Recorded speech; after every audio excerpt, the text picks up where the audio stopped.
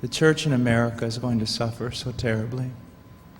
And we laugh now, but they will come after us. They will come after our children.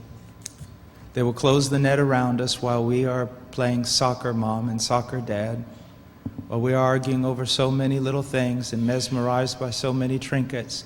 The net even now is closing around you and your children and your grandchildren, and it does not cause you to fear. You will be isolated from society, as has already happened.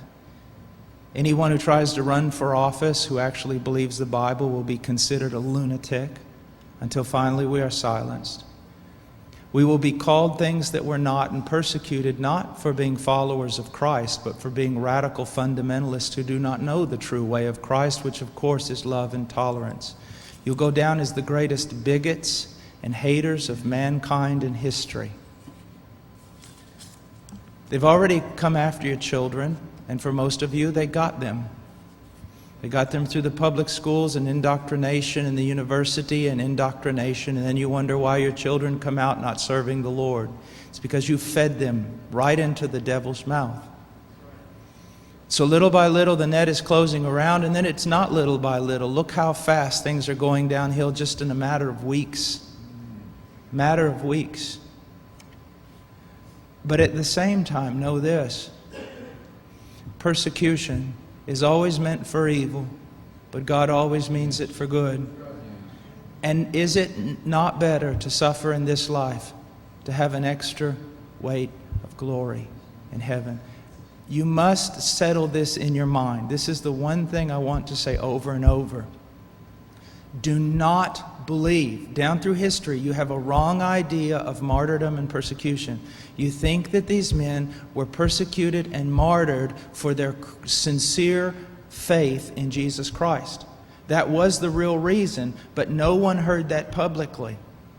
They were martyred, and they were persecuted as enemies of the state, as child molesters, as bigots, as narrow-minded, stupid people who had fallen for a ruse and can contribute nothing to society. Your suffering will not be noble.